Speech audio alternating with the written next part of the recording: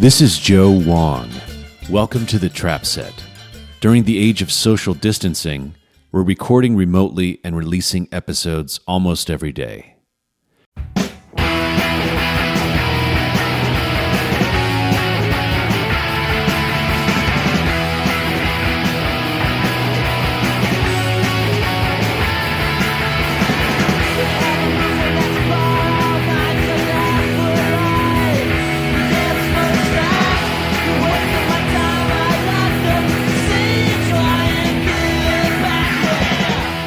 Today's guest is McCaughan.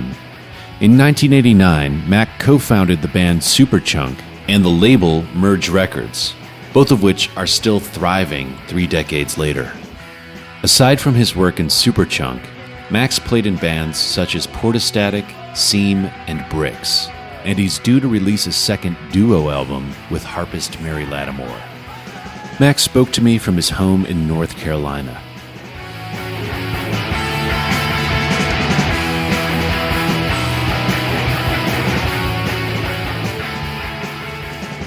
How's it going? It's going good. It's weirdly busy, despite the fact that we're all stuck at home. Busy doing what? Well, that's what's weird is that I feel like I'm doing like 5 things at once, whereas like when you go to work, then you just like you go to work and you're doing that, and then you come home and you're doing that, but now I feel like I'm just trying to do like 5 things at the same time. So it's, I'm still, Merge is still operating. And so we have a few meetings a week via Zoom. And obviously most stuff gets done on email, except for our mail order people that have been kind of going in a couple times a week to take care of mail order, because there's a lot of mail order people still want to buy records, which is great. And then I've been working on a film score for a movie, that process started before the virus. So that was kind of already underway, which is good because I was kind of already in the middle of a project that I can work on in my home studio. And then we were just talking about Mary Lattimore. Mary Lattimore and I have a record coming out digitally on May 22nd. And it's called AVL, which stands for Asheville. And we're supposed to have the album out now too, but the pressing plant was shut down. So the vinyl is delayed, but we're kind of self-releasing the vinyl. And part of that process is me spray painting 500 record sleeves. So I've been started doing that. And I'm a little bit relieved that the vinyl's delayed because it's going to take me a long time to do all these record sleeves. It felt like a good idea at the time. Totally, which I knew that was going to be the case because that's just how it works with stuff like that. You go like, how long could it take? 500 something. So those things, and then just, I feel like I'm doing like 2 loads of laundry and dishes and sweeping the house 4 times a day. It's like when no one leaves the house gets really disgusting. And our kids are both like, doing school from home and stuff like that, which sometimes requires some interventions. So there's weirdly a lot going on right now. How is your energy level? It's okay. I sure find a lot more times to eat during the day than I would normally would. One thing that I have not... Well, when it became clear that we were going to all be stuck at home for a while, even though I was working on this film score, I thought this is going to be a good time to learn how to use some new software, or I got this sequencer that someone recommended that I get for programming drum stuff. and like that's something that I don't have the focus. I don't know about energy. It's more just like focus is to like learn something new. Is what I'm not able to do right now, but or frankly like write songs. Really, I mean, film score is different because it's instrumental and it's like I said, it was kind of already underway, but like I haven't really been able to just like pick up a guitar and like write a few new songs. It's not really where my brain's at. Um, I have been taking the opportunity to kind of like try to reorganize my studio, um, like all my rack stuff. Like I got new snakes and a new rack, and I took everything out of the old rack and got new patch bays, and I'm doing stuff like that, which still requires like some brain power for me because I'm not used to doing it, but at least it's like It's a methodical left-brained task versus a creative, yeah, open-ended right-brained task. I don't have to be like creative about it. I just have to like think through some shit and make sure I'm not creating problems for myself in the future. But in the end, hopefully, it will make my home studio more functional. It's interesting that you mentioned film scoring. Have you scored films before? Yeah, I've done the score for three other films and then some live. Done a few things where I wrote music for like silent films and performed it live. Mainly for film festivals, and so I've done it before. The most recent one was for a movie that Amber Tamblyn directed. It's the first time she was directing a movie um, called Paint It Black. That was a couple years ago, and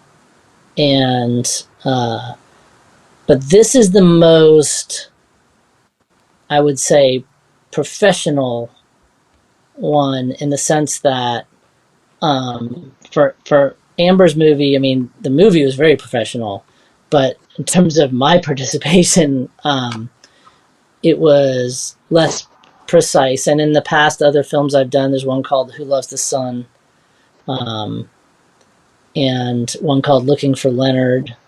And you can, all these scores are on available to listen to. Um, it was more like certainly writing music for different cues and different scenes and things like that. But the one I've been working on is the first time where I've had the film well in advance, and you know, when it comes down to it, actually like writing music to picture to coincide with like when the character looks over there, then like this thing happens in the music. You know what I mean? Like super detailed in that sense, rather than like write this cool music for the background of what's going on. Right. So that's been a real challenge and a learning curve. But everyone else who's working on the movie, they're all in Los Angeles, and so I did get to go out once and have a in person like going through the film with them. Spotting session. The spotting session, and that was like the last time I traveled, I think, definitely.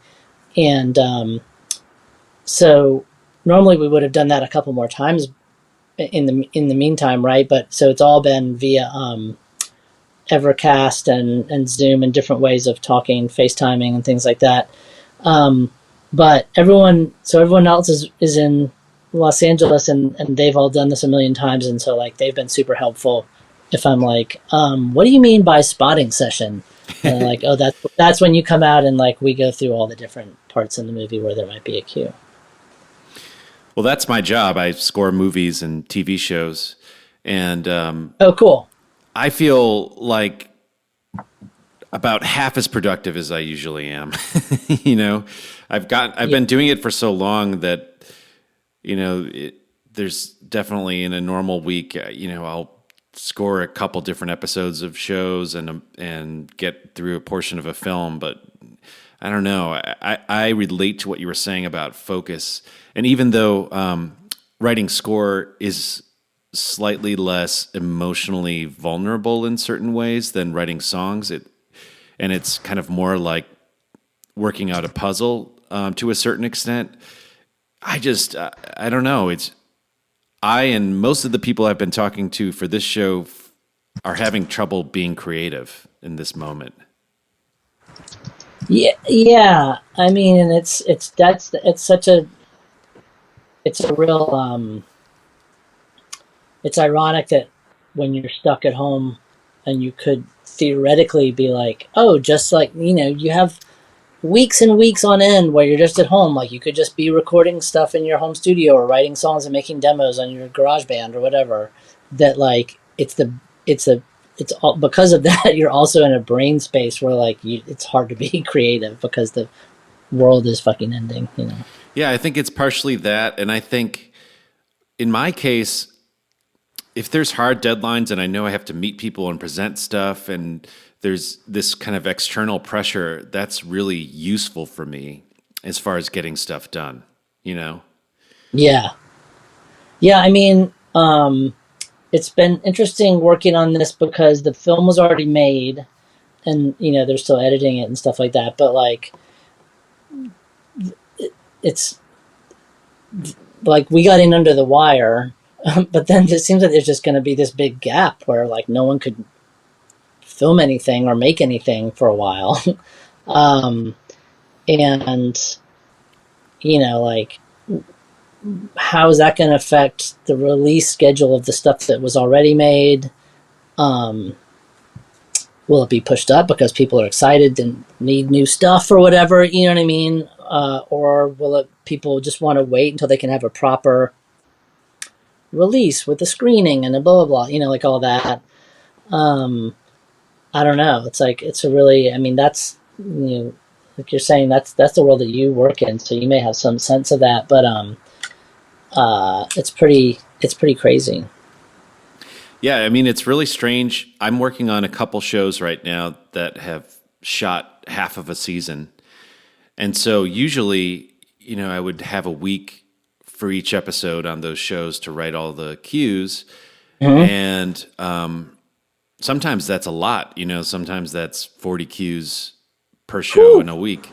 Yeah. And I think I work best when I have that kind of pressure, and then somehow I can kind of just disable my critical mind and get it done because there's no time to second guess.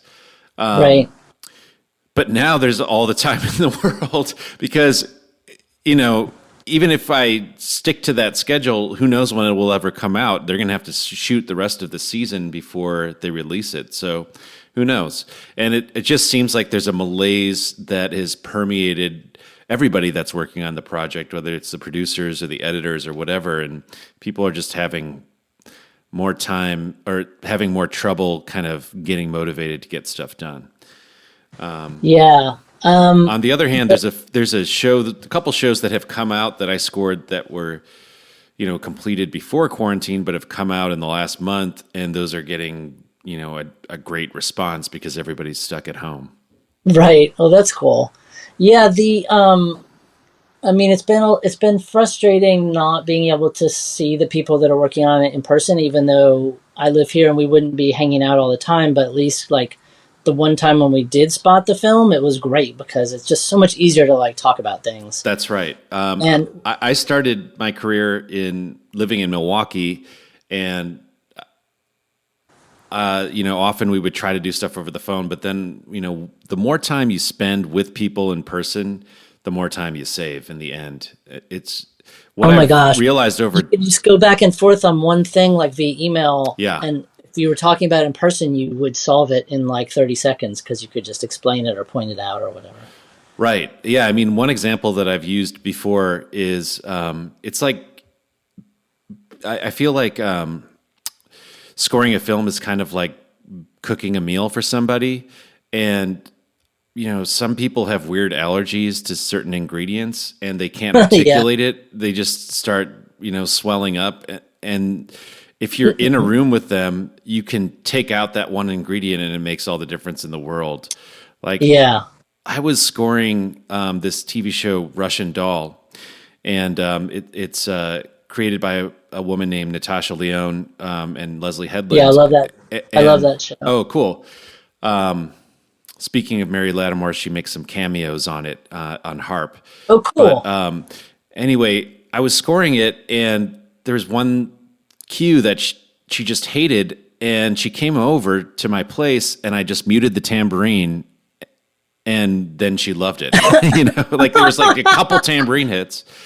But if you think about it, if you're not a musician, you can't deconstruct what you're hearing necessarily. You hear it as a whole. It's kind of similar to eating a meal, and if you don't know what's all in it, and you happen to be allergic to garlic or onions or whatever, some ingredient that most chefs use as a staple, removing that one thing can make all the difference in the world. Yeah, well, it's interesting. Amy Poehler directs the movie that I'm doing the score for, and she's one of the producers on Russian Doll, right? Correct. Yeah. And she doesn't seem allergic to a lot of things, but I when I did the score for Who Loves the Sun, which is directed by Matt Bissonette. I don't know if you know him. He lives out there. He's from Canada, but he lives in LA. I remember when I started working on it, I was doing it all out here. So it was all done remotely. And then I don't even remember how we shared files, because this is like a long time ago. It was like pre-Dropbox. Anyway, we figured it out somehow. But I remember me saying I was going to get this flute player, this reeds player, to play some flute on a song, which is one thing I love about doing film scores, is that you get to, for me, I get to write music for instruments that like most other records I'm working on don't have a place for, or if they do, it's like very rare, or if you try it, it sounds weird or whatever. Anyway, and I remember the director just being like, "Oh, like I hate the flute." I don't know if he said he hated it, but he was definitely like, "I'm not going to like this." Mm-hmm. And in the end, when he heard it and saw it with the scene, he was like, "Oh my gosh, this is like amazing. Like I want more of this." So it's like, if you're not thinking about music all the time or working on music all the time, you might have an idea about a certain thing that when you see it when you hear it in the right context, you're like, "Oh my gosh, it turns out like I love this." Like this, it reminds me of like a Van Morrison song as opposed to whatever I thought a flute was going to make me think of, Jethro Tull. Yeah, but it's the same, right? Exactly. But it's the same thing of just like trying to explain a thought about music without hearing it. It's like so hard, like when we have when we've been having these conversations over Evercast, which is so janky. Like I know people that love it, but to me, when I'm hearing we're listening to a cue played over a scene, like it just sounds like terrible to me. Like right. If you didn't, I know what it sounds like because I've been hearing it in my studio. But if I was the director or someone else and just hearing it over the computer, I'd be like, I don't know, it just sounds like garbled trash to me. Like I don't know, how am I supposed to know whether I like this or not? On the other hand, some people are going to watch it that way. It's like it's lots true, of people. Well, they'll watch it over but I don't even mean like because it's coming out of their computer speakers. I just mean because there's like it's buffering over and stuff. It's like this buffering thing where just nothing sounds right, and then you're supposed to make decisions about it based on that. It's like that's what been driving me a little bit crazy. But then also trying to discuss it on top of that, because you're going like, someone who's just hearing it will be just saying like, yeah, that one sound, it comes in right after the other. Like there's like the brr sound, and then there's like a little like bing that happens after that. And just like those kinds of conversations are hilarious. And it's just like you're all speaking 4 different languages if there's 4 people on the call, because you're all thinking about music in a different way, Yeah, I mean, what I've come to realize from doing this for a long time is it's almost less about the music and more about, understanding what people are hearing and kind of trying to see the world of the show through their eyes, and go from there. I mean, that's most of the job, is if you can understand what people want and how to achieve that, or even make it, surpass what they are envisioning, then you're in a really good shape. And the music can kind of write itself after that. I love not having to write words. So to me, like, scoring for film or TV or for anything is like, it's so great because all you're thinking about is melodies and harmonies and stuff that's like, with just not having to sing or write words is like the best. And it's also like, to me, being able to, it gets me out of a comfort zone to a certain extent, which is in a good way, which is that if you're used to writing songs where it's like, okay, there's like the verse and the chorus and then maybe a bridge and maybe an outro, blah, blah, blah. Getting out of that mindset, even if you're eventually going to go back into that mindset for most of what you're doing, I think is super valuable, because it makes you pay attention to different details and different things that people who are listening to the music that you're writing for their movie, they don't give a shit about any of that. You know what I mean? Like, it's like you're saying, like, they're thinking about the narrative and how the scene is making you feel and these other things. Right. You're there as a supporting player most of the time. Yes. And the other thing is, I love that aspect of it. You talk about writing lyrics and writing songs. When you're writing songs, you're the arbiter of whether or not it's good or if it's working. And to a certain extent, when you're scoring a film, you're not the arbiter. You're servicing somebody else's vision. So it frees you up. At least I find, for me, it relieves some of the pressure that I feel when I'm writing songs. Yeah, because no one's going to go like, oh, like that's a Superchunk song or that's a McCaughan song. Why did he do that? It's like, it's so clearly like whatever's happening is happening because it makes sense for the film. Right. But if you're writing a song, you have to decide, okay, this lyric is good. I want to put this out. When you're working in a collaborative setting, such as on a film, you can send something to the filmmaker, and if you're not sure about it, they might really respond to it positively or negatively. Anyway, it just helps. Yeah. The onus to make all the decisions is not on your back anymore. Right. Well, anyway, Mac, did you grow up in North Carolina? I wasn't born here. I was born in South Florida, in Fort Lauderdale, and then we moved here when I was 13. What brought your family to North Carolina? My parents both went to Duke University, and when we moved here, it was because my dad got a job there, and so we moved from Fort Lauderdale the summer before 9th grade for me, and for his job, and been here ever since. My parents still live in Durham, and my brother and sister both live in Durham and Chapel Hill. What was life like in Florida? I loved it. We lived kind of near the beach. We lived on a canal.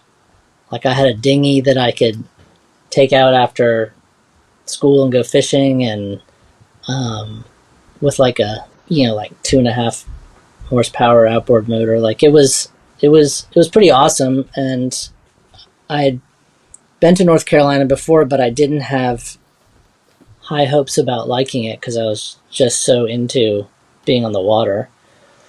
And it seems like it would be somewhat difficult to move just as you're entering high school too.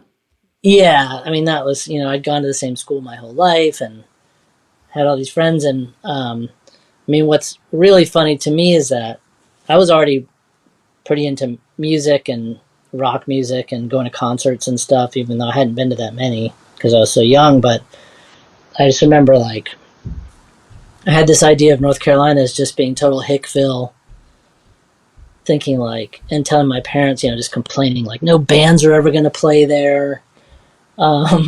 which is just hysterical to think about.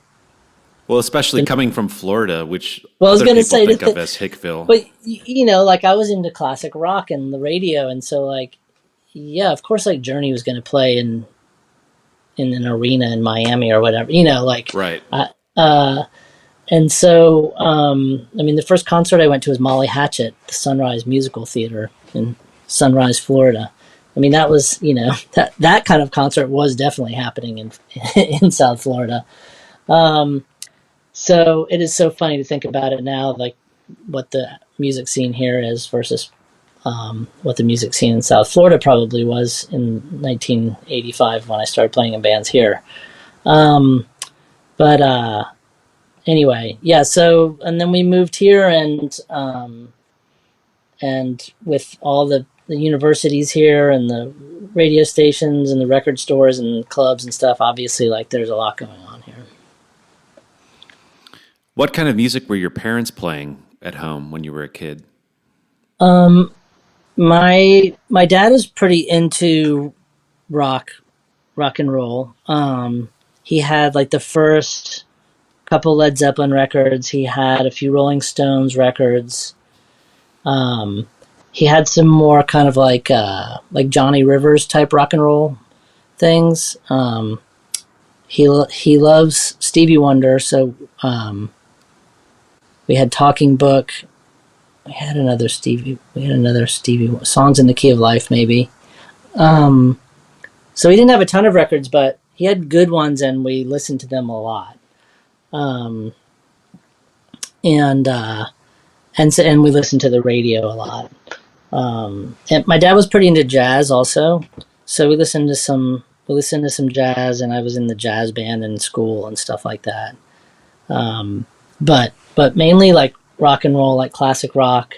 Though you know, like radio then, like album rock radio then at least was, I think, different than what people think of it now. Obviously, if that's even a thing now. Like I remember the station that I had my like alarm clock set to when I was a kid would definitely play, you know, if Emotional Rescue was the new Rolling Stones album, like they were definitely playing that or whatever. But they would also play, I remember hearing Police on My Back by The Clash. And other kind of like, not really punk things, but definitely new wave or kind of like slightly more out there stuff in the mix on those stations. Because I guess it was just more like some guy's personality, whoever was programming that station. You know, it was pre national programming of like a chain of stations or whatever. So it was definitely classic rock, but you could hear a lot of different things on the radio. When did you start developing your own taste, kind of distinct from your parents? Well, it's funny because when I would get into a band that maybe my parents weren't aware of, like AC/DC, I remember being like maybe the first band that I was just like got really into that was not of my parents' generation, you know. Like they were just totally open to it. So I remember we had the 8-track tape for Back in Black that we would listen to in the family van, like on trips and stuff, you know, along with Billy Joel, Glass Houses, Bruce Springsteen, The River. That was another thing that like was slightly younger than my dad's generation, but he was super into it also, you know what I mean? So they were they were never like, turn that noise off kind of thing. And then when we moved here and then a little bit later started getting more into, I don't think that they were ever super into like whatever was on MTV that we were paying attention to, you know? But at the same time, like I said, they were never like, you know, you can't go to that show or you can't listen to that band or whatever. And they thought that stuff, like the punk stuff that we were into, like local bands, Corrosion of Conformity, you know, like Corrosion of Conformity was pretty popular all over the place at a certain point, but they started here, and they had great T-shirts that were Mike Dean, the bass player, drew some of them, and this guy named Errol drew some of them, like this famous skull logo of Corrosion of Conformity with like a nuclear symbol in the middle. And so I had like a bunch of shirts like that, and my parents just kind of thought they were hilarious, which I thought was a great reaction, because there's definitely parents of kids that I knew who were into the whole 80s satanic panic when it came to You're talking about heavy like metal. The Tipper Gore movement, that yeah, kind of thing. like even just like prior, like even before that, before the PMRC, there was like the satanic panic, which was like preachers convincing everyone that, like, because it was more based, punk came into it at a certain point, but it was more based around like Ozzy Osbourne, right, and Judas Priest and stuff like that. And my parents were not buying into that, even though like that we went to church every Sunday and all what that. Kind of but church? Presbyterian church. But they were like, I mean, they did not. They just thought that was ridiculous. So they when I would be wearing some like quote unquote scary looking like punk shirt, they were just like, oh, that's hilarious, Kids today, Right? Yeah, I think my parents were kind of similar, but we didn't go to church. Were you a believer when you were a kid? I mean, I guess I was, to the extent that like I went to church and I was like, yeah, okay, this, like, we're Did like it resonate with you on a deep level? I think that it resonated with me on like a comforting level. Like, Jesus seems like a good guy. This, so many things are explained by it, and things are taken care of or whatever. But I, not in any sort of like super rebellious way, but I also because it was not a super Bible beating church, and it was not like we believe all this stuff literally happened. I felt like that opened the door for me to be more, become a secular humanist at an early age as well. You know what I mean? It was not, it was by no means like, enforced in some sort of like overbearing way. I hate music, what is it worth? Can't bring anyone back to this earth. I'm filling the space between all of the notes, but I got nothing else, so I guess here we go. Cramming to the back of a van, oh yeah. All of our friends with no plan, oh yeah. Some wild jockey up in the front seat.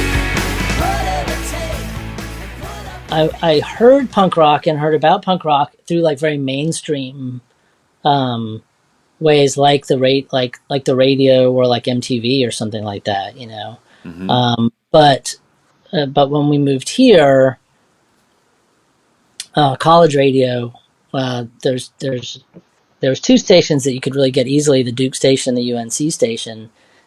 And I had friends that I met pretty early on that were into punk and new wave, and told me about those stations, and we would listen to them together. And we weren't old enough to go to most shows because they were in bars, but we discovered a lot of music that way.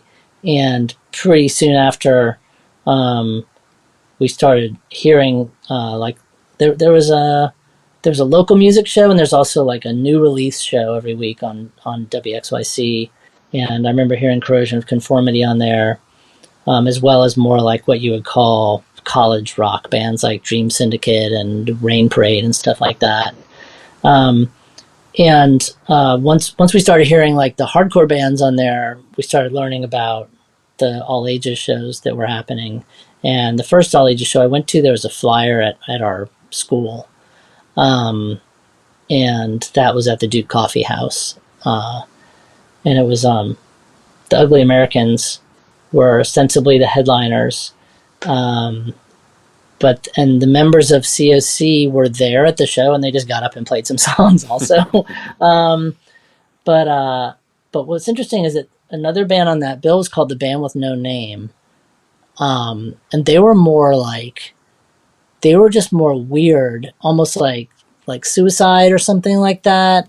And I remember one of the guys had his fingernails were painted black, and there had some keyboards, and it was strange. But I think Chuck Garrison was in that band, who was the first drummer for Superchunk. And I haven't asked him about that in a long time, and when I run into him, I mean to, because it's such like a hazy memory that I just want to confirm that that's true. But I didn't know him or anything for years after that. But that was like a weird thing that I'm pretty sure happened. Were you playing guitar at that point? Yeah, it's funny. My sister actually got a guitar to take guitar lessons, and then I would like take her guitar and try to learn how to play guitar with like music books, song books, you know. And I think that the thing that made me really want to play guitar was, well, Angus Young for sure, and also Pete Townsend. My parents took us to see Kids Are All Right in the theater, and that just like that movie blew my mind. And so then I started taking guitar lessons at a local music store called Pearson Music. And the first guitar I got, this is probably in 9th grade, it was an SG ripoff by a guitar company called Ames, AIMS. I don't know how long they were in business. They might still be in business for all I know. I don't know. But it was it looked like an SG. And so I was playing guitar, but just not, like, I remember, like, I figured out a way to plug it into our stereo, my dad's stereo, and have it come out the stereo speakers. I don't remember how I did this. Some stereos had mic inputs at that time, so maybe you plugged into that, like a It's quarter-inch possible, mic input. yeah. Maybe that's what it was. So it's like playing through the receiver, which is pretty funny. And then started just playing with friends. I wasn't really like in a band, like a proper band that played parties or anything until probably like 10th or 11th grade. And at that point, was music central to your identity, or did it feel more like a hobby? No, I feel like it was. I feel like it's the thing that I feel like I already, even when we moved to North Carolina, it was already like the main thing that I cared about, and then it continued to be. When you moved to North Carolina, did it feel like something you could participate in? Like, did you want to be Pete Townsend, or did that seem too, like, alien? Yeah, no, it was just more like, I want to go buy tapes. Mm-hmm. You know, like I got the thing, like my parents got me a Walkman, I think, as like a, actually, you know what? I think it was maybe bought for me by like friends. All my old friends got together and got it for me as like a going away present or something. That's really sweet. It was awesome. It was the first one, the blue metal one. And I mean, I think about it now because I think about how crazy it drives me when my kids have their fucking earbuds in, and I'm trying to talk to them because I just have my headphones on all the time. And yeah, so it was more just like, I want to buy tapes, I want to get some new tapes, and I want to get tickets to see Van Halen or whatever. Like, that was my concern, as opposed to like, I'm gonna be Pete Townsend or something. Yeah, so it wasn't until a little bit later that we started playing. Like, I had a friend who played drums, and then we would just like jam together, basically, you know what I mean? But we didn't have like songs or anything. We were just like riffs, just like playing riffs. Do you remember how that felt at the time? Yeah, it's like there's like a weird thing of a weird moment where you're playing something and it sounds like you're playing a song, even though it's not a real song. You're just like, well, this sounds like something real. And I think that all it is like, you can, like, you stumble upon something that sounds maybe like something you've heard before or something, and you're like, whoa, like that sounds like a real song that someone might play. um, I think that moment happened before like I'm writing a song now. Um, and yeah, so that's like, I mean, I just remember like we could just play literally just like the same riff or part or whatever. It's like over and over again for hours, and it was fun because it sounded like something, and there was no. It was way too soon for any of us to be like, oh, we should turn this into like a song with parts of words and stuff. It was just more like making something that sounds kind of similar to stuff that we've heard before. Yeah, I mean, I can remember those days, and in my experience, like my memory of it is one of pure joy, you know? Yeah. Something that's hard to capture, even after getting technically better and more experienced. Totally. My friend Jonathan played drums, and he was in. I was in a band called Slush Puppies. We put out a couple of singles. He was also in a band called Egg that put out a single. But before all that, so like we would play. He lived on a farm. His parents have a farm, and we would practice in this like room, like no air conditioning, just like so hot, just like playing the same shit over and over and over again, and we were just so into it. And it's fun. It's really funny to think about now.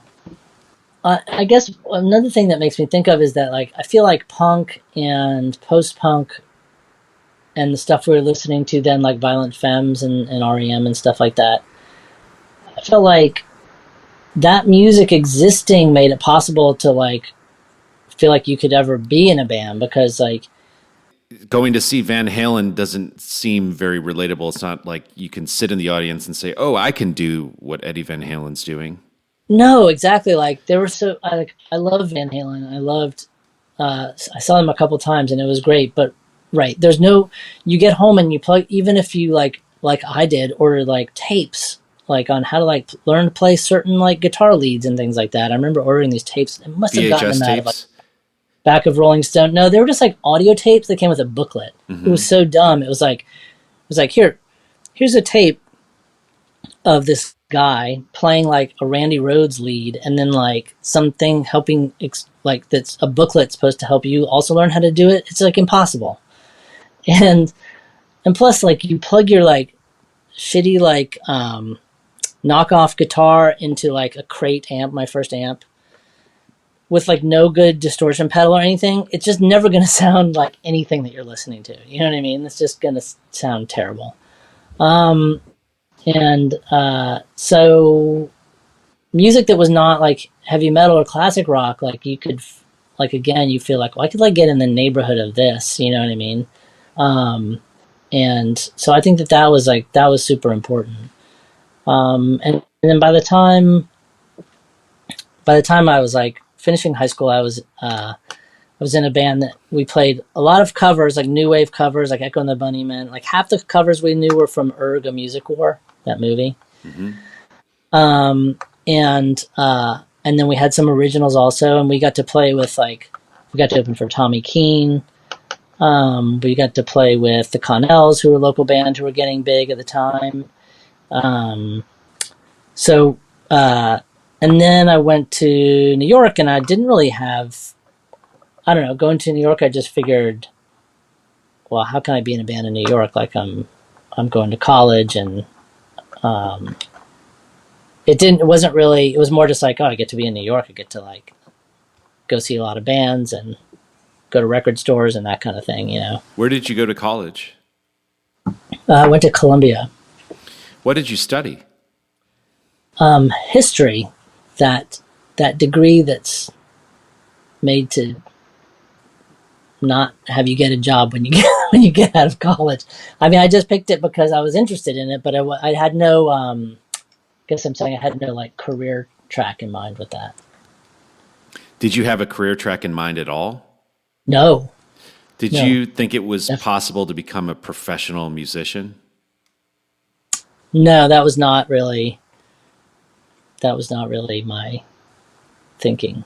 It's also kind of counter to the ethos of lots of the music that you were talking about that inspired you, like professional ambition.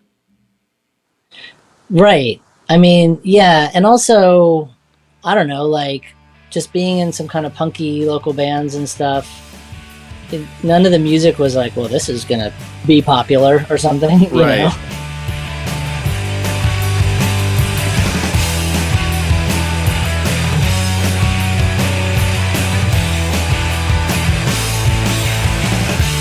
I went out, felt the sun on my face, then a tug on my leg, and now I'm back in the cave. There's a moment of peace that I just can't recreate. I need sleep, but my brain won't get tired. I smell like smoke from electrical wires. Don't touch me, I've got cross wires, cross wires. Keep your fingers. I did get a history degree, but I also I took a year off in the middle, and partially because it was so hard to be in a band in New York. And I was in a couple, but It's hard to I- find a place to practice. oh my god, I remember like literally carrying my amp and my guitar on the subway. Like that sucks. And like I had a guitar that got stolen. Like I practiced a couple times with this band called the Shaved Pigs. They put out a record on Alternative Tentacles, and I was just the singer for a while. But I brought my guitar to practice, and then one of the guys in the band was like, oh, I'll just drive all our stuff back uptown. And then his car got broken into, and my guitar got stolen. It all seems super shady to me because he didn't seem bummed out at all. And he was like, dude, don't worry about it. Like, I'm going to get insurance money. You can get another guitar. But anyway, so after like 2 years, I was a little bit just like, oh, this sucks. Like, I mean, I love being in New York, but you know, I want to play music, and everything seems like it's more fun back home. So, but instead of like leaving, I just like, I'm just going to take a year off. So in that year off is when I started a couple bands, and we put out a box set of 7 inches at the end of that time period called Evil I Do Not, To Nod I Live, which is a palindrome. And it was just 5 7-inches in a box of like local bands. And and I was in 2 of them, and we had a couple record release shows. We sold out the box sets. And our friends over at Tanis Root, who since then they were already making t-shirts for bands, but they they still do. Their companies, they make t-shirts for all kinds of big bands now, and they're still friends of ours, and like they helped us silkscreen the box set covers, and Barefoot Press, who we still use to print some 7-inch sleeves for us, they printed the booklets. Anyway, we did this kind of like an art project that was really fun and super satisfying. And at the end of that, at the end of that year, I went back to Columbia and finished at Columbia. And during those last 2 years, I was making more music. Like I was in a band with John Easley, the singer from Sorry, who I'd met through friends at school. And it was me and John and Jerry and John Coates, who was they were the rhythm section of the band Phantom Tollbooth.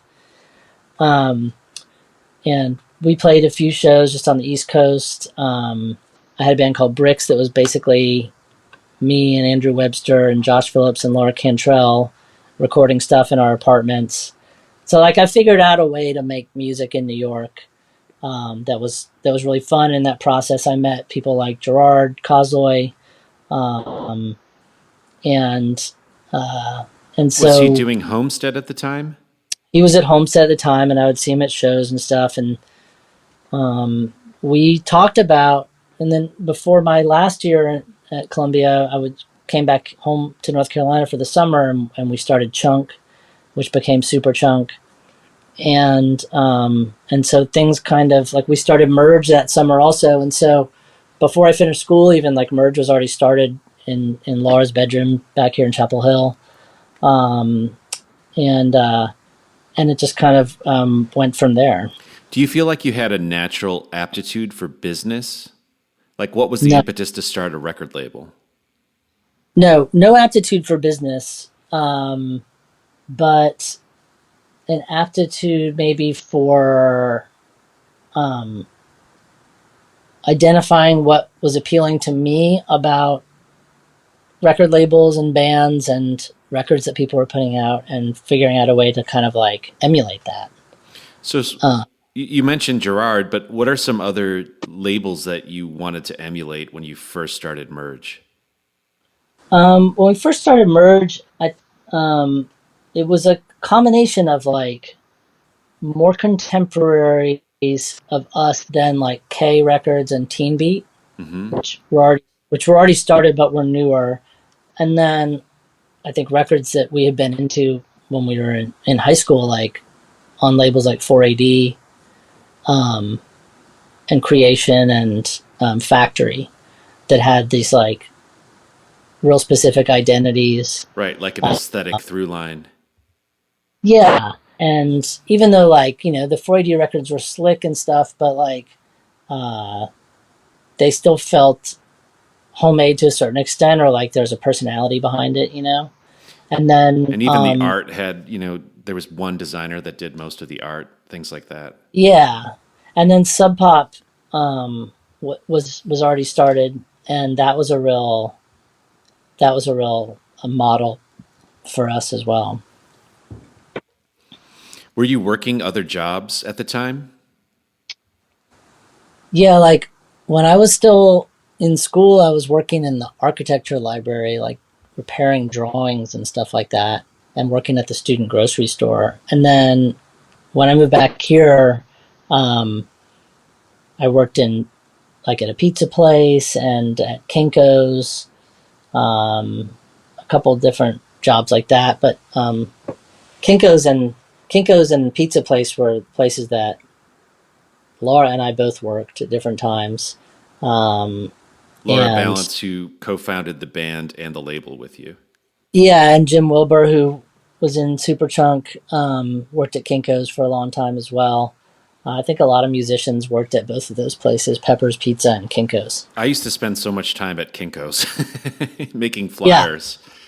it was a great place to work, to be honest, even though for a long time I was working the overnight shift, which was kind of weird. Um, but yeah, like you could do so much creative stuff there, flyers and collages and designing things. And um, I also weirdly was a substitute teacher for a while at my old high school, which I don't recommend unless you're like look older than the students that you're supposed to be teaching, which I didn't really like. I actually got stopped in the hall for a hall pass by a teacher that I had like 8 years before that. Um, but so yeah, so I did have some different jobs during that time period, but eventually worked at the record store, and I think that the record store was probably the last um, job that I had, um, last real job that I had. Are you the kind of person that lays out plans and executes them? Like with the Mm, label or with bands or with your life? I think that I think yes, to a certain extent, like I will kind of machinate on a plan in my brain for a long time before trying to put it into some sort of more concrete shape, like on paper or on a calendar or something like that. Um, but but yeah, especially I think I have more like concepts than all the details worked out for sure. Um, but it's it's a weird thing that you I think you just kind of have to grow into as you get older. Um, and it's also changed just the way the music industry has changed, in that I feel like we used to plan things out maybe like 6 months ahead or something in terms of like release schedules or what like tour dates and things like that, and that like in the early 90s, and now, we have stuff on the release schedule merged for like a year from now, a year and a half from now. And when it's weird being in a band for this long, being in Superchunk for this long, I mean, I have things in my mind that will come out like 2 years from now or something, but I just know that it's going to take that long to get together the elements for whatever, whether it's a reissue or a box set or a singles compilation or whatever. And I think it's good to think ahead if you can, and I think it's also good to be flexible and be willing to like mix things up and maybe do things differently than you would think or than people would expect, and I think that that's kind of served us well in the sense that, like when Superchunk, I mean, we took a break for a long time from making new records, even though we play some shows here and there. And I think that when we made Majesty Shredding in 2009, which I can't believe that record is 10 years old now. I was at a show that you played right after that record came out at Radio City Music Hall, because I'm good friends with... Oh, was that opening for Bright Eyes? It was Superchunk, Wild Flag, and Bright Eyes. And I'm really good friends with Mary Timony, so I was in a band in New York at the time, and I came to the show. That was really fun. That was wild. That place is so big. So, like, when we started making records again, I think the interesting thing is that, like, there was no expectations of us, So, when you're in an album cycle, tour cycle, back and forth, like, for 12 years or whatever, like we were 13 years from, like, 89 to 2002, it can wear you down, And when we started making records again, it was like, no one expected us to, and so there was nothing that we were having to do except for make a record that like we were happy with and that we thought people would like, And when we put out the most recent record, again, like there was we didn't like have a big wind up to it. It was just like, by the way, we made this new record, and it's like sounds like this. And it's really fun being able to do stuff in a different way and not have a traditional like rollout for something, Yeah, and lots of the people that I've spoken to in the last month and a half since we've been doing this over the phone are folks that had records scheduled to come out or records that did in fact come out and canceled tours. But one thing that seems to be a common theme is discontent with the record cycle model. And so I think lots of people are kind of rethinking it right now.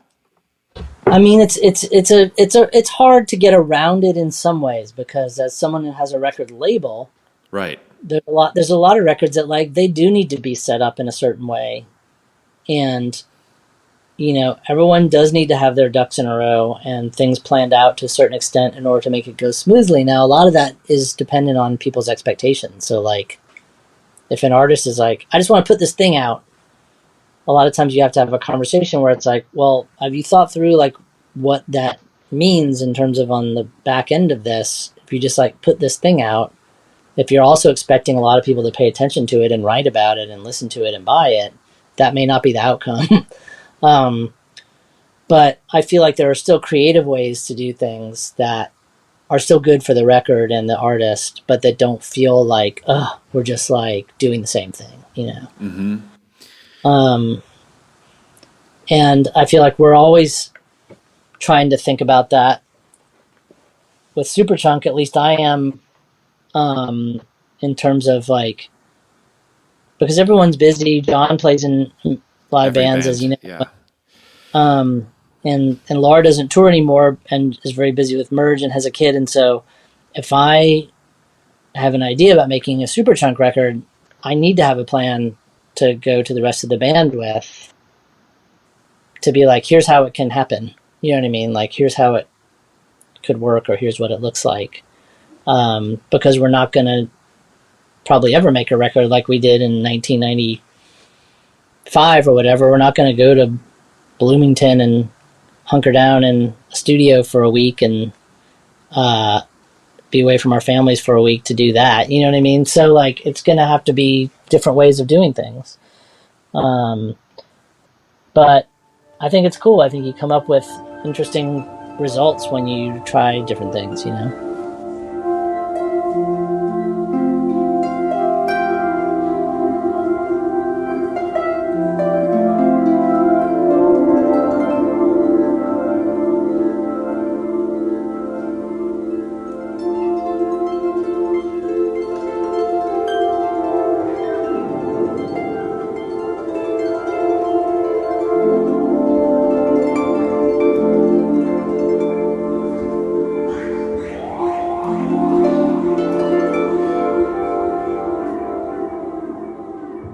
Where does the artist's responsibility end and the label's responsibility begin? I mean, I don't know if the artist's responsibility ever ends. Just because as we've learned being artists, I mean, I think that you're your best advocate for the art that you're making, you know what I mean? And your best spokesperson. And some of the most old-fashioned ways of promoting your music are still the best, like touring, which unfortunately right now is not happening. But also playing on the radio or playing in record stores for people, and because I feel like what really solidifies a fan's like relationship with an artist is like a personal connection to it. You know what I mean? Now, the personal connection could just come from like hearing a song on the radio and just being really into it and buying the record and listening to it over and over again. But a lot of times it does happen with some more direct contact, you know, with the band. But of course, like the label's job is to, I mean, the artists put all their time and energy for however long, whether it was 6 months, a year, 3 years, like making this thing. And the label job is to respect that and do everything that we can to make sure as many people as possible hear that record. And obviously there's lots of different avenues and lots of different areas of responsibility, whether it's retail or radio or press, social media, all those things. But, you know, again, like the artist's hand in those areas is so important as well. And social media is a great example. I mean, like, we've all seen accounts that were like ostensibly for a band, but were so clearly just like a bot or like a promotional person, like putting information into a Twitter feed, which doesn't generate any sort of like warmth from a consumer, I don't think, towards that artist. But I think it's, you know, I think that if you're not a label that has a ton of money to spend, and I don't know what label that would be at this point. You mean a label that would have a ton of money to spend? If you're not a label that would have a ton of, yeah, like if you're not a major label, and even then, I'm on a major label and they're not spending that much money. That's what I mean. Like, so I don't know who that would be at this point, but you know, if you're operating on a budget like small, like a label like Merge, everyone has to kind of like work together, you know, the artists and the staff, and everyone's got to kind of be working towards the same goals, and communicate about how that's going, you know. How does the revenue that a label like Merge receives compare now in the streaming era to what it was, you know, say in the early 2000s when people were buying records? Well, what I think is funny is that downloads were seen as like this thing that was going to hurt the music industry when it's like the era of people buying downloads was like a golden era. Um, you know, when people were buying CDs and when people were buying downloads, when people were buying both CDs and downloads, I mean, that's a lot of revenue. And it doesn't compare at all to like what revenue streams are today. Um, you know, streaming can pay well if like a lot of certain things go right, and if you are playing the kind of music that works in a lot of different kinds of playlists and things like that. But I mean, it hurts my brain to even like think about that, because that's not how I think about music. It's not how I think about like records. But you know, I think that we work with artists that I think would be making music and making records, whether it was their job or not. And How much so control do you think that those artists have over whether or not it can be their job? Like, do you think that if somebody just works hard enough and writes good music, that it can be their job? no, I don't think that. I mean, I think that that's like an unrealistic expectation, unfortunately, because there's so many things you don't have control over. Now, Right. Like, you can, namely, you can't control how other people are going to respond to music that you make, even if you like it. yeah, you can't control that, and the again, the way that artists are paid, the amount of royalties that streaming services pay to most artists is like not enough to live on. Hmm. And you know, I don't. Maybe when you're a certain age, you want to be on tour all the time, but probably not forever. Um, and so it's tough, you know. And like we just try to. I mean, what's a little bit weird about labels like Merge, I think, at least I can't speak for other labels, but I feel like in some ways we've just kind of we've never like gotten to a point where we're like we have to do everything differently now. We just kind of keep doing the same thing, but hopefully better, and like adjusting as we go.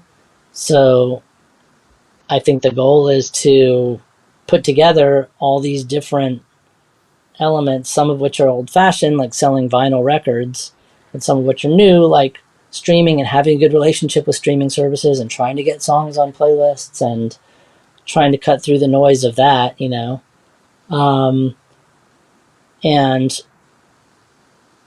hopefully just, you know, doing things that add up to something substantial for everyone that we work with. But again, it's, you know, it's hard, and the artists, I mean, have to work so hard to, like I said, kind of cut through the noise. I mean, I feel like, you know, when we started Merge, we could get attention for a band.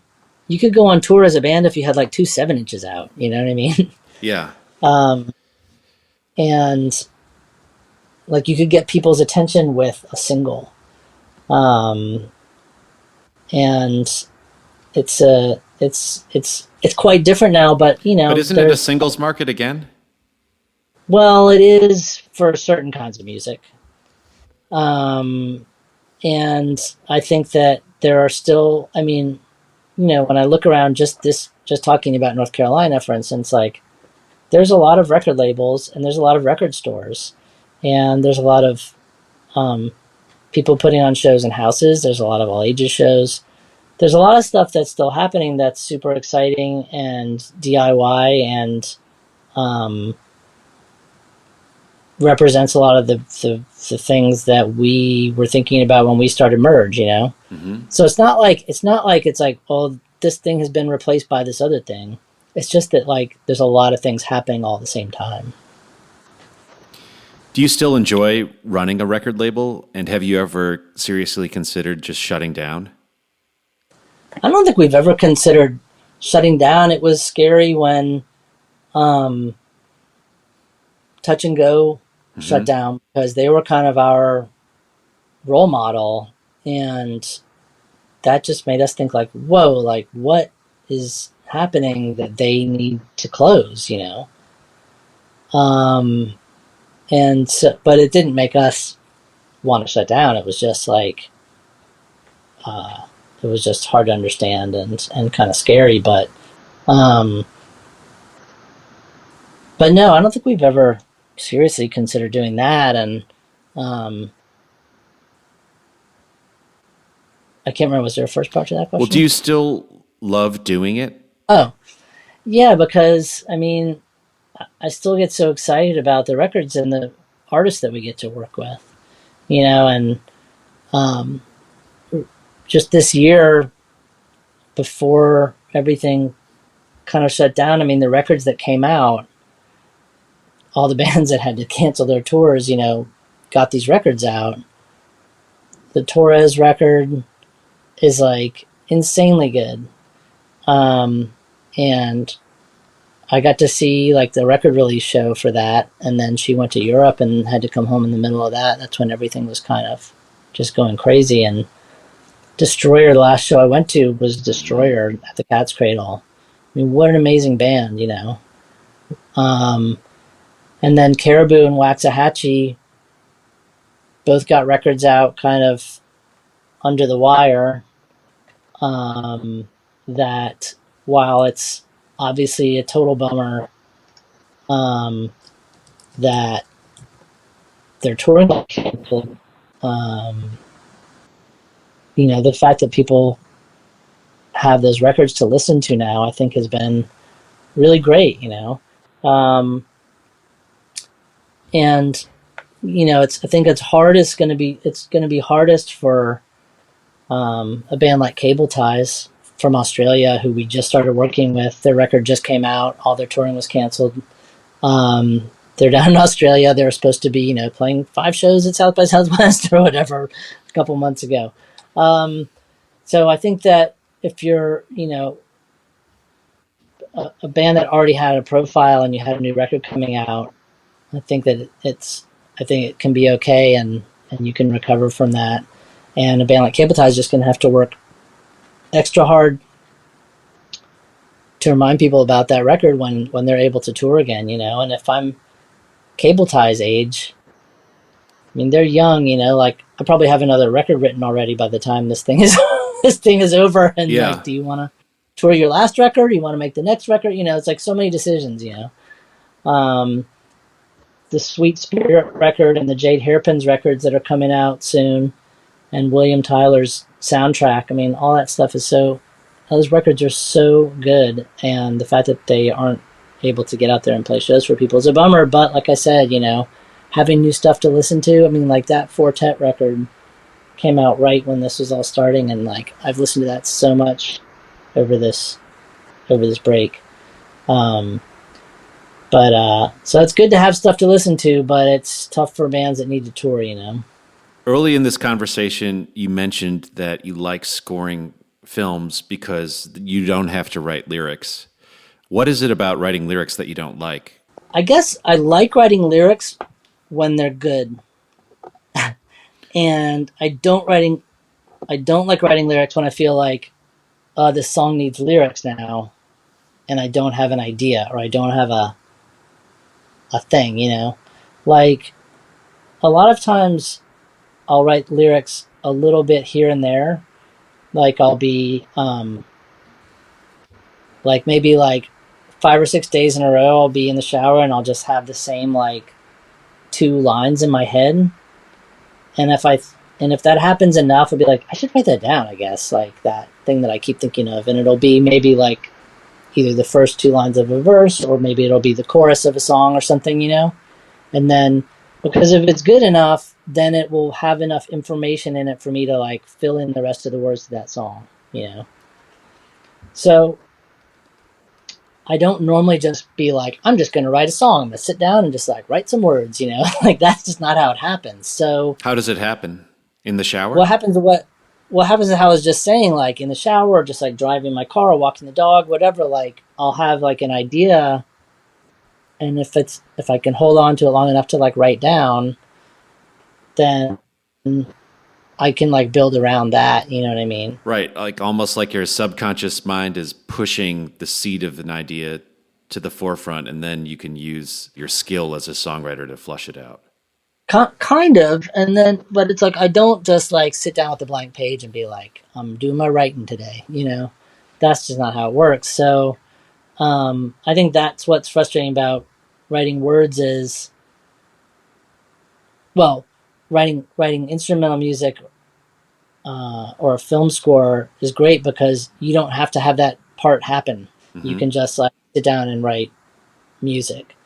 Whereas like if I'm, like recording demos for a Superchunk record, and let's say I have like 8 songs written and I want to write a couple more songs. It's hard to just be like, oh, no problem. I'll just like knock out those 2 songs that are about nothing. Like, I don't know, I usually need like some sort of like hook or like a seed of an idea to get started on the words part. And unlike a film score, until the words part is done, like it's not a finished song unless Superchunk just starts making instrumental records. And when you're scoring a film, the visual can be that hook. You totally. have something that suggests a rhythm immediately, like just the way that it's cut together and the way that the way that the visuals affect you are very instructive from the start. I've been thinking about that because, obviously some of the scenes in this film had temp music, beforehand. And so sometimes like the tempo or whatever was like slightly predetermined by that. But I've been intrigued by how like if you write songs a cue for a scene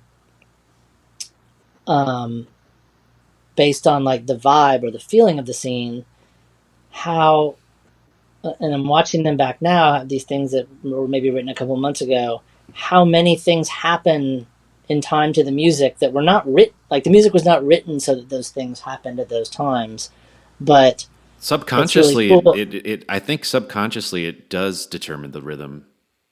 Yeah, maybe you're right. It's just like I wasn't thinking about it, and so then you're like, wow, that's so wild how like, yes, like I intended for this thing to happen, but then it's so cool how like these other 2 things happen in time to the music that were not intentional at all. I think it's because your brain wants that harmony, so it will project it onto the scene as well. So, even if a scene cuts on an 8th note or something, or not even a strong beat, it feels like the visual gives it an extra accent almost. It imparts a gravity. And then maybe on the downside, or maybe not, maybe this is important for it to work, but like then if I'm watching a scene enough times and like something happens on the screen that's just slightly off from the music, it starts to drive me crazy because I'm like, it's so close. Like it's so close to that that thing happening right when that door closes. Like, why can't I make it just, you know what I mean? But like, I'm not going to make sure that one trick that can help is odd time signatures for 1 bar, or mapping the tempo, like slowing down slightly or speeding up. Right. Yeah. See, that seems very ambitious to me. The other thing is, lots of people don't like it when the music is too locked in with the visual. Well, right. My instinct is to not lock it in with the visual. Yeah. But then, if a lot of the a lot of the score is locked in with the visual, then I start to get on like a thing of like, oh, well, all this other stuff is locked in. Like that should be locked in too. Right. What I mean? But my instinct in just from the baseline is to not lock it in, is to have it kind of happening at like a, not opposite, but like a parallel. Yeah. That's different. That's at a different speed. Yeah, because it can feel kind of corny if it's too synchronized, or it can feel kind of old-fashioned. I mean, there's even a term for it. People call it Mickey Mousing because, Fantasia and other Disney cartoons are so synchronized. And right. Obviously, right. It works great in that context, but not necessarily in an Amy Poehler joint. No, there's a couple Mickey Mousing things I think that happen that are meant to be more for like not comedic effect, but just like, oh, I see what you're doing. You know what I mean? Like, oh, this is reminiscent of like a scene from like Ferris Bueller or something like that. You know what I mean? Breaking the fourth wall kind of a thing. A little bit, without being too overt about it, you know. What do you think about most throughout the day? I think about all the shit that I didn't get done. Are you hard on yourself?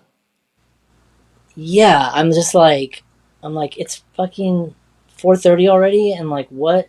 You know what I mean? Like, if I don't, like, sometimes I know that I'm gonna have trouble sleeping, but if I don't make a list before I go to bed of like shit to do tomorrow kind of thing, because otherwise I'll just make that list in my head all night, and I won't sleep. And so like, I did that last night, and I know that I haven't done all the things on my list. But I am doing this, and this was on my list, so that's good. I'm sticking to it to some extent. Well, I'm glad to check this off of your list. Mac, thanks so much for being on the show.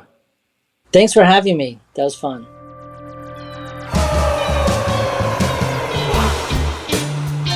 The Trap Set is produced by me, Joe Wong, along with Chris Karwowski, who also edits the program. Follow us on Twitter, Instagram, and Facebook at The Trap Set, and visit our website, thetrapset.net, to subscribe to our show for free. If you enjoyed what you heard today, please donate to our show. If you can't afford to donate, please tell a friend and give us a good rating on iTunes. Send your feedback and guest requests to thetrapset@gmail.com.